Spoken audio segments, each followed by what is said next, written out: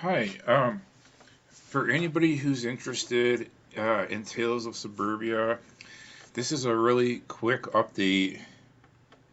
Um, I just want to show you two things here. So last time I was drawing out the map, and so I drew out some of the rest of it, most of the rest of it actually, but not the entire thing. So I wanted to show you that. I also wanted to show you how the game is going to work now. I mentioned before that it's not going to have any music. It's going to have sound effects, but I took the music out. The other thing is the map screen is you're going to be able to access it by pressing M on the keyboard, but also when you start the game, it's going to show you where you are, and then real quick, and then it's going to go to that screen. Okay, so for example, if you are starting a new game, let's do that right now. It's going to show you where you're starting from briefly, and then it's going to go into the game. And if you need a better look at that, you can hit M, and it's not implemented right now, but you'll hit M, and then you'll be able to get a better look at where you are, and you'll be able to view it for as long as you want until you hit the space bar to get out of it. All right, so I'm going to quit this really quickly, and I should have just broke out of it. Let's run this again. So I'm starting a new game, and it signals where you are very quickly, and then it goes into the game onto that screen. And I don't have my joystick hooked up. See, when I do videos, nothing's ready. It's like I think I'm ready, but I just got done fixing up the inventory list. Okay, but before we get into that, if I did have my joystick hooked up and I went to the next screen, before you actually saw the game screen, it would go to the map screen, and it would show you where on the map screen you just proceeded to, and then it would go to the screen. Okay, I'm sure you can understand that. It's basically like I don't want to call it a radar, but it's basically like a map screen radar of where you are. But they're on two different screens, so I'm just alternate. It's going to alternate very quickly. Every time you proceed to a new screen, you're gonna see your new position on the radar. We'll just call it that on the map screen, and then it's only for a few seconds, and then you're right back to the game. And if you want to take a better look at where you are, um, you know, let's see if I can get in there through a side door, so I don't have to keep running the game over. I'm looking at my list over here that you guys can't see. It's I use WordPad, and I print everything out virtually with TiraCDGP, which is what I'm using now. I find it a lot easier to use for what the Color Computer 1 and 2. It's just so much better. Um, the colors are better. Everything's just better. You can cut and paste um, directly into the terminal. I forgot what I'm looking for.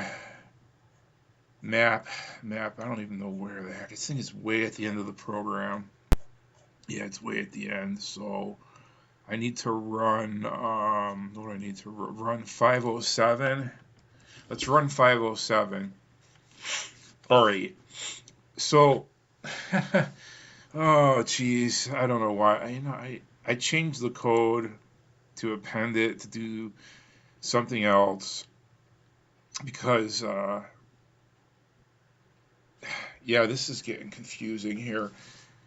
Um, I need to edit 526 real quickly, and I'm losing it. I changed the code because it's not okay. Hang on, guys. Let's see. Next.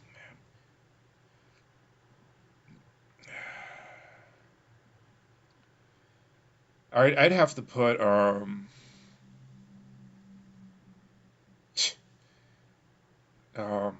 go to 522 instead of return.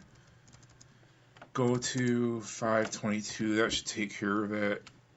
No. Let's see. Now I can get rid of the rest of it.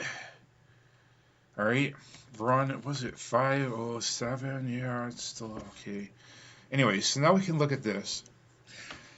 So this is stage 1 up here.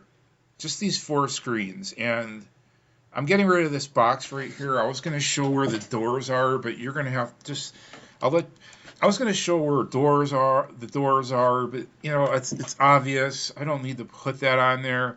So I'm going to get rid of this box. It just makes it look bad. Pretend that's not there. So this is stage 1 at the top here. I'm not going to use my pointer because for some reason when I capture Tier City GP, the screen, number one, the screen is 3/4 the size of what I'm actually seeing, and I don't know why. And the other thing is my pointer is about 6 inches away from where I'm actually pointing, and I'm not going to use it. The top area is stage 1, and there are 4 screens, and I'm getting rid of that doorway, that little block right there. Once you get by stage 1, you're going to go into stage 2, which is the bottom 3/4 of the screen. So the whole bottom 3/4 that's separated here is the house. Those are all the rooms in the house, almost all the rooms in the house. Okay, and then there's a backyard, and there's also an attic space, which is a hidden space. So those are going to go in the remaining white space to the right and underneath. Okay, so that's the entire game. Okay, and so every time you progress to a new screen, you're going to see this real quick, and then it's just going to go away. If you want to see it again, you'll hit M, and you'll get it again real quick, and then it'll go away. If you need to look at it again, you can just keep hitting M, but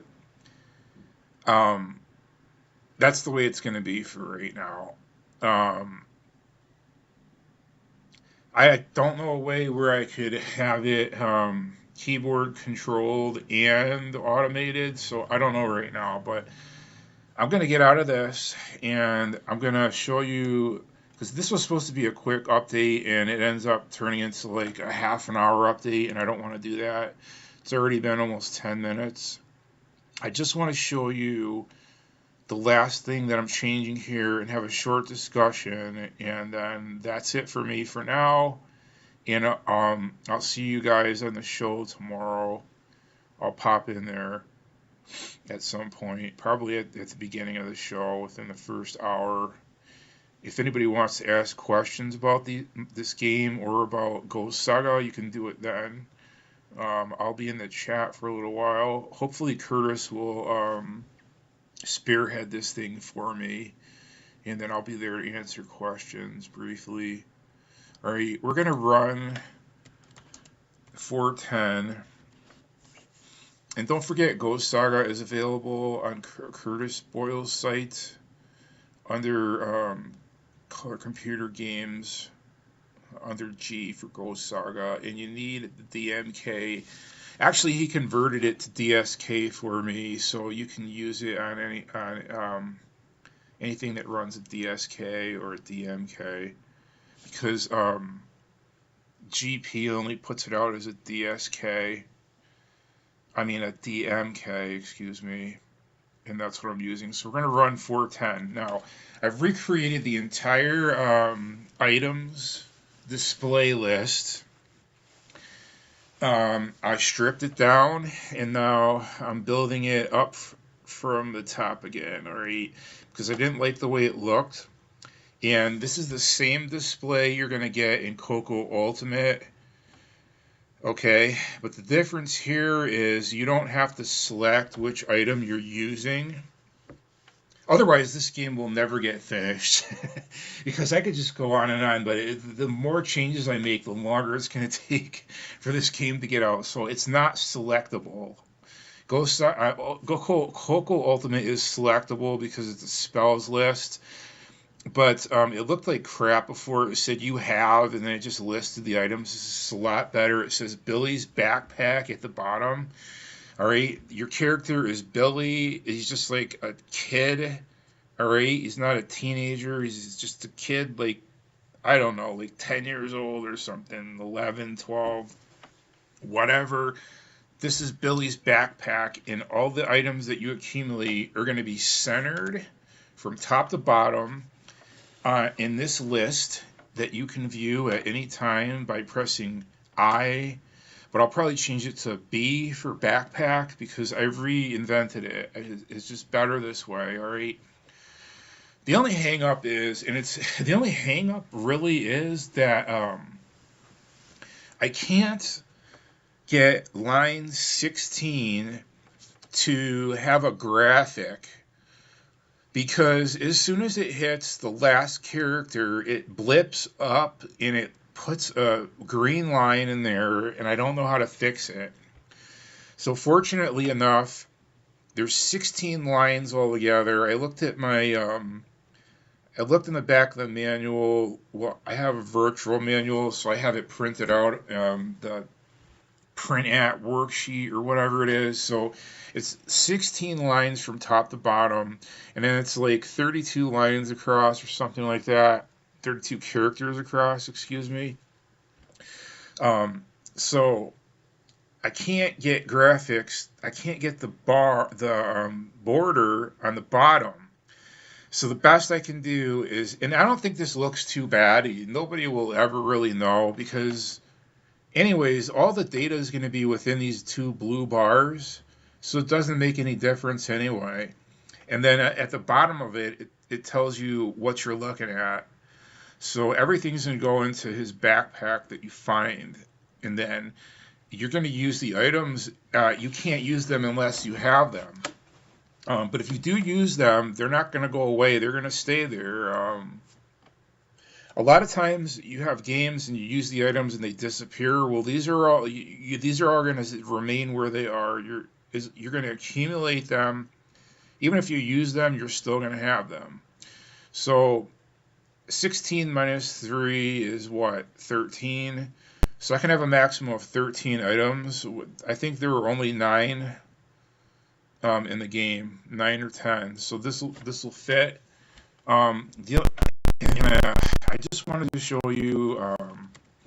We're going to look at, for programmers' sake here, we're going to list 410 to 4. If I can make some sense here, 410 to 415 we're going to look at for people that might be interested in how to do this, okay? So I was using, in the past, I used a for next loop, but I got rid of that. It was too cumbersome, too many lines. And now I'm using print string $. And then what you do is, in parentheses, you put how many across you're going, then a comma, and then either a string value, with a word or something, or you can use a code. I'm using a code, CHR $175 is that blue block. And it just repeats it 32 times, and you have to make sure that it's in parentheses twice, because the CHR $ requires its own set of brackets, and then put the semicolon at the end so that it doesn't blip to the next line. So that's my top blue bar, and then my second bottom blue bar is pretty much the same thing, but I used print at, and you have to look at your print at worksheet because it gives you all of the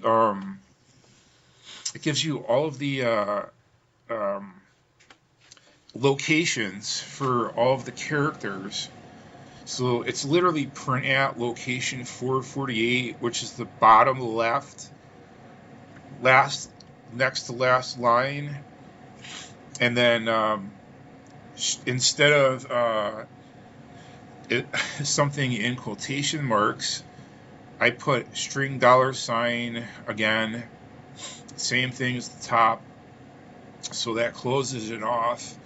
And then in the very bottom line, I don't change anything, but I center manually Billy's backpack and make sure you close each one off with a semicolon. And in order to put a black block, we'll run 410 again real quick. In order to put the black block right after, and you don't have to do this, but right after the apostrophe S and then the word backpack, I used CHR $sign 128, just one black block there. And then right after that, the rest of the word. So the only thing I have to work on now, and again, Curtis had pointed this out to me, the string $sign. I never learned it. I learned probably 75% of what was in the manual. The things that I never thought were going to be useful, I just didn't bother learning, but there's still things that in there that are useful. So he pointed this out probably about 10 months ago in a comment. So I looked at the comment and I cross-referenced that with the actual extended basic definition of string $sign and got it to work within a few minutes. It's pretty easy to do.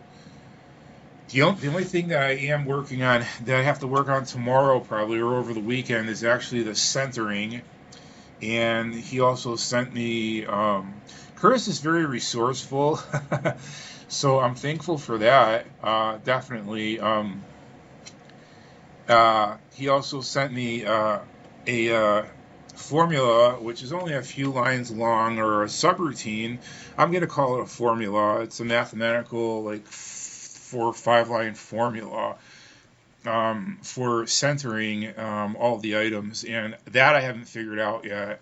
I only had the time to do this much today, or in a short period of time here, and then I had to make a video, so I just didn't have time for it, but that's what I'm going to be working on next. And as soon as that is done, that's pretty much the game. I have to finish the map, and I have to implement it, and then I have to implement it through all the file levels, which I'm just going to do a copy and paste into the terminal, so I can get this game out within the next month and a half, and then hopefully people will be playing it by then, and I can finish working on Coco Ultimate, which I left on the back burner 10 months ago.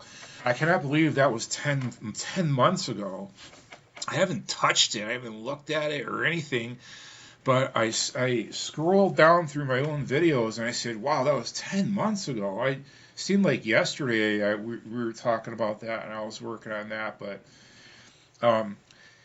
that'll be the next big project that I'm going to complete, but it's not going to take anywhere near as long as Tales of Suburbia, because the coding in Ultimate is crunched and reduced to like a nutshell kind of thing, because I'm learning as I go, so the coding is getting more engineered as I go, and I just have to remember what I was doing, and I might clean it up some, but I don't use get input, I don't use PCLS or pset preset or anything. I'm just using the draw command with a string eraser, and the sprites are small enough where you don't even notice, and it's going to make the game go a lot faster.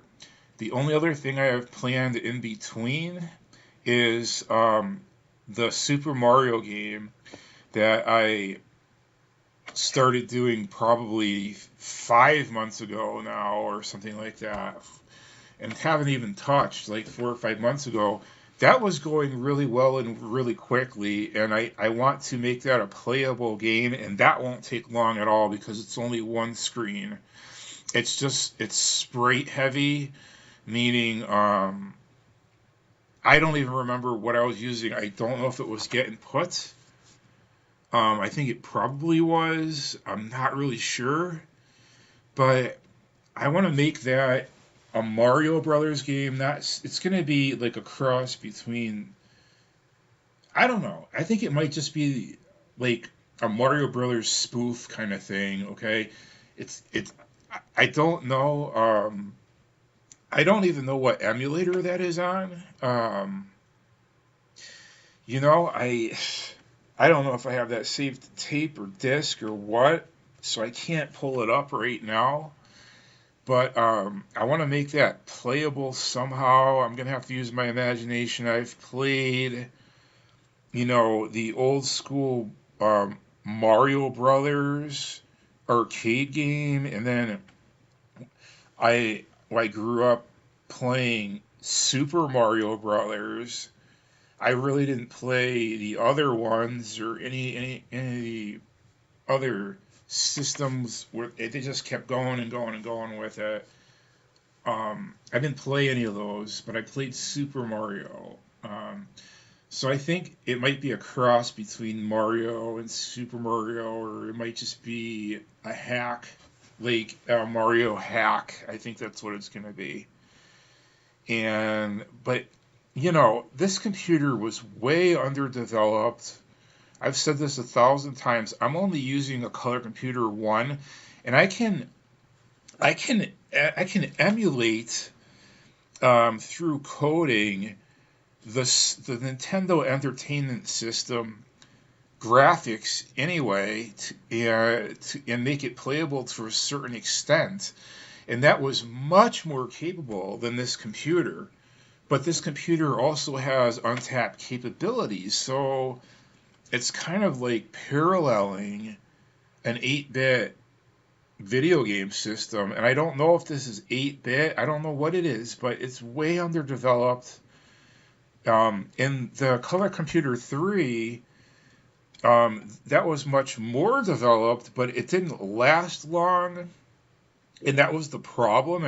Everybody apparently just got cut off after a short period of time, and that would have pissed me off. And I don't know why there aren't more homebrewers for the Coco 3. And I don't know anything about the Coco 3, but people should be all over that, and they're really not. I've seen one who has really covered it well, and I forgot the guy's name. He's He's usually on the Coco Discord. I think he's from Australia. Yeah, and I don't remember his name, but his games are just awesome. Like I saw his commercial, and that's great work, man. That's like super awesome.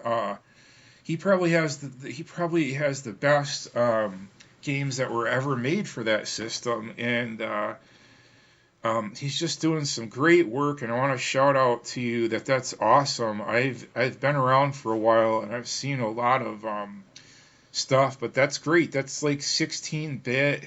I don't know if I'm right or not, but it looks 16-bit to me, or at least close to it. And just you're just doing great work. Really unbelievable. I don't know if you use a game maker for that, or if you do everything from scratch, or if you made your own game maker shells and things like that. I do a certain degree of that, where you make a shell for yourself, and I don't know. Let me know in the comments if you even watch. I don't know. I know that he's seen some of my stuff because Curtis covers it. And but I don't know if he watches my videos per se, but that's great work. Whoever's doing that, that's just really unbelievable stuff. This guy's got to be like what do you call it? Using machine language, and just pristine math skills and things like that. It's just I couldn't come anywhere near that. I don't have the math ability, or I don't even know machine language. I don't even know what the hell it really is, to tell you the truth. I know what a compiler is, or whatever. I think that's what it's called.